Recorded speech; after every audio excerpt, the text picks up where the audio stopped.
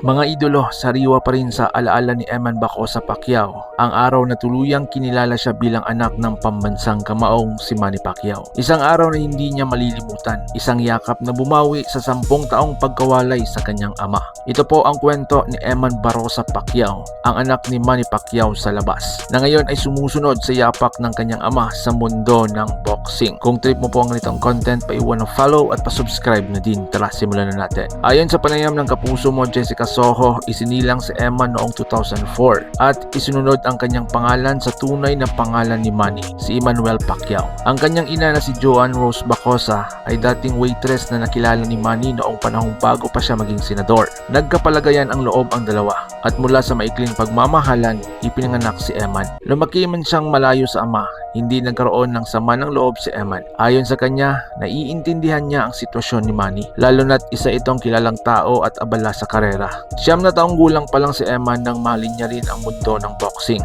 Inspirasyon niya ang kanyang ama.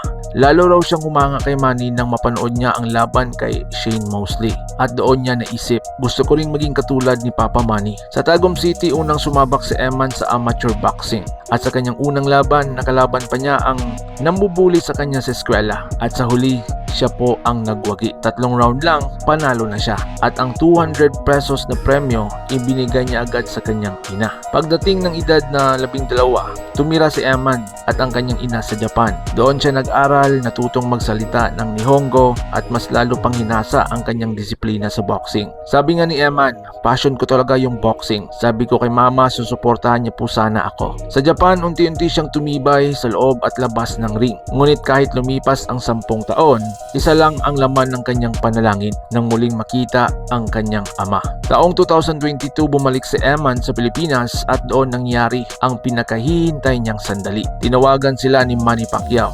At sa wakas, nagkita silang mag-ama. Pagpasok ni Eman sa bahay, agad siyang niyakap ng ama. At ayon kay Eman, di niya makakalimutan ang mga salitang binitawan ni Pacman. Anak, na-miss kita. Ang tagal kitang hindi nakita. Hindi napigilan ni Eman ang luha matapos ang 10 taon. Nakamit na rin niya ang yakap ng isang ama. Matapos ang pagkikita, hinikayat umano ni Manny si Eman na mag-aral muna. Dahil nga, delikado raw ang boxing. Inalok pa siya ng ama na magtungo sa Amerika. Pero mas pinili ni Eman ang mundo ng boxing at dito sa Pilipinas, sinabay niya ang kanyang pag-aaral. At dito, sinabi ni Manny ang mga salitang tuluyang napaiyak sa binata. Gamitin mo ang apelyido ko, Pacquiao ka rin. Ayon kay Eman, pumasok siya sa kwarto at doon napaiyak sa pasasalamat. Parang bumawi po siya sa akin. Sabi ko, thank you Lord. Nagkaroon din sila ng heart-to-heart talk ni Manny. Humingi raw ng tawad ang ama. Nang buong puso namang pinatawad ni Eman. Ang importante lang sa akin, makasama ko kayo, anya. Nakilala rin ni Eman si Mami Donisha na sinabing kamukhang kamukha raw ni Manny ang binata, pati sa boses at pananalita. At maging si Jinky Pacquiao ay umayos umano ang relasyon kay Eman. Tita raw ang tawag niya dito at minsan pa silang nagkakausap. Ngunit higit sa lahat, malaki rin ang pasasalamat ni Eman sa kanyang stepfather na si Papa Sultan na nagpalaki sa kanya at nagsilbing tunay na ama habang lumalaki. Ngayon, nagsisimula ng gumawa ng sariling pangalan si Eman Bacosa Pacquiao. Kamakailan lumaban siya sa Trilla in Manila 2 na inorganisa mismo ng kanyang ama bilang tribute sa classic fight ni na Muhammad Ali at Joe Frazier noong 1975. At sa event na yan, muling nagwagi si Eman. Pinatili niya ang kanyang malinis na record, 7 wins, 1 draw, 4 knockouts at 0 losses. At ngayon, ang batang minsang naghahangad lang ng yakap ay isa ng mandirigma. Bit-bit ang apelyido at puso ng isang Pacquiao.